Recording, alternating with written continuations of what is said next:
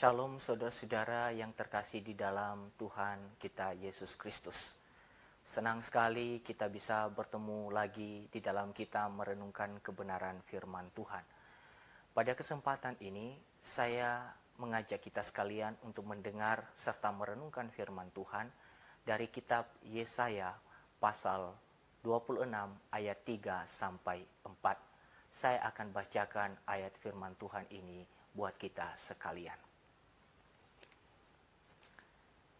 Yang hatinya teguh kau jagai dengan damai sejahtera, sebab kepadamulah ia percaya.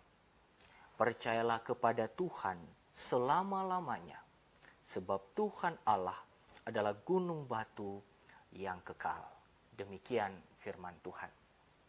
Saudara yang saya kasih di dalam Tuhan, semua manusia merindukan stabilitas, keamanan, damai sejahtera, ketenangan di dalam hidupnya. Begitu pula dengan Yehuda pada waktu pelayanan Nabi Yesaya. Hidup di dalam masa krisis. Ada beberapa hal krisis yang dialami oleh Yehuda. Pertama adalah krisis ketakutan, karena pada waktu itu dunia internasional sedang ada di dalam perebutan kekuasaan. Maka pada waktu itu Yehuda pun juga sedang dibayang-bayangi oleh kerajaan-kerajaan yang muncul, misalkan kerajaan Asyur dan nanti ke depan adalah kerajaan Babilonia. Tidak dipungkiri juga ada kerajaan lain, misalkan kerajaan Aram, dan bahkan Yehuda sendiri pun juga mengalami tantangan dari kerajaan Israel Utara. Krisis lain juga yang dialami oleh Yehuda adalah krisis rohani. Karena pada waktu itu mereka juga hidup di dalam era ketidaksetiaan kepada Tuhan. Maka oleh karena mereka tidak setia kepada Tuhan, para nabi termasuk Yesaya juga mengumumkan penghukuman kepada mereka. Selain di dalam aspek penyembahan, Yehuda pun juga ada di dalam krisis kemanusiaan. Di dalam krisis ini, tentu Yehuda ada di dalam masalah yang sangat besar. Tetapi saudara-saudara, di dalam pasal 24 kitab Yesaya, 24 dan 25, ada pengumuman tentang kekuatan Allah yang mengalahkan musuh-musuh. Lalu disusul dengan pasal 26 ini tentang nyanyian ucapan syukur atas kemenangan Allah yang menyelamatkan umatnya.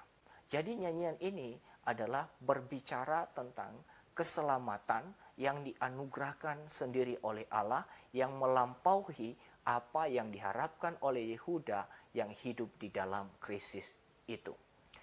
Saudara yang saya kasih di dalam Tuhan, maka di dalam pasal 26 ayat 1, di situ dijelaskan bahwa keselamatan itu diibaratkan seperti kota yang dibangun oleh Allah. Seperti apa kota itu? Kota yang bentengnya kuat. Dan bukan hanya itu, di dalam keselamatan itu juga bukan hanya Yehuda yang mengalaminya, tapi juga banyak bangsa lain akan mengalami keselamatan.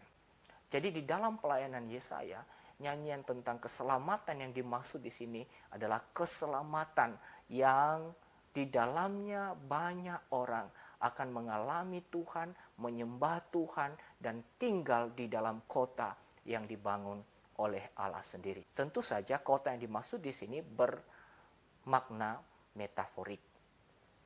Nah, saudara-saudara, di dalam ayat selanjutnya, penulis kitab ini justru menyatakan nyanyian tentang apa? Tentang respons atas keselamatan yang dijanjikan oleh Allah. Seperti apa itu? Orang yang mengalami keselamatan itu pasti memiliki keteguhan hati kepada Tuhan.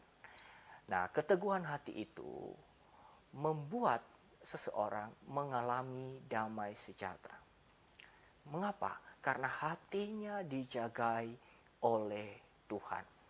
Nah, saudara-saudara yang saya kasih di dalam Tuhan, apa ajaran firman Tuhan kepada kita berkaitan dengan penjelasan ini? Sangat dekat sekali. Di dalam pasal 26 ayat 3 tadi dijelaskan bahwa orang yang sudah mengalami keselamatan, orang yang sudah menerima keselamatan dari Tuhan, maka hatinya teguh kepada Tuhan. Maka saudara-saudara, pertanyaannya kepada kita sangat simpel. Bagaimana hati kita? Apakah hati kita teguh kepada Tuhan? Hati yang teguh itu akan mendatangkan damai sejahtera. Dan hati yang teguh itu akan mendorong kita untuk terus percaya kepada Tuhan. Di dalam kehidupan kita selama kita ada di dalam dunia ini, kita memang tidak bisa memastikan dan menjamin bahwa kita adalah baik-baik saja. Tetapi kita bersyukur kalau hati kita teguh kepada Tuhan, atas dasar keselamatan yang diberikan oleh Tuhan kepada kita, maka kita mengalami damai sejahtera kalau hati kita sungguh-sungguh teguh kepada Tuhan kita. Persoalannya adalah seringkali kita justru mencari jalan keluar menurut pikiran kita sendiri. Bukan hanya itu, kita lebih banyak bersandar kepada hal-hal yang kita anggap sebagai sesuatu yang sangat kuat. Tetapi Bapak, Ibu, dan saudara-saudara, hanya satu hal yang tidak mengecewakan kita, yaitu teguh hati kepada Tuhan dan percaya sepenuhnya kepada Dia. Percaya itu bukan hanya dalam omongan, tetapi harus disertai dengan tindakan penyerahan secara total hidup kita kepada Tuhan. Oleh karena itu, saudara yang saya kasih di dalam Tuhan, melalui renungan firman Tuhan pada saat ini, marilah kita berkomitmen untuk meneguhkan hati kita kepada Tuhan. Walaupun saudara-saudara, tidak dipungkiri bahwa banyak hal yang menerpa hidup kita, tetapi yang membuat kita tetap kuat, yang membuat kita tetap survive dalam hidup ini, dan yang membuat kita tetap melakukan kehendak Allah, kalau damainya memimpin hidup kita. Oleh karena itu, kita jangan meninggalkan Tuhan. Marilah kita bersama-sama tetap setia kepada Tuhan. Karena di dalam damainya, kita tetap bisa hidup hari lepas hari. Demikian firman Tuhan, kiranya firman Tuhan ini menjadi berkat bagi kita. Tuhan memberkati kita sekalian. Amin.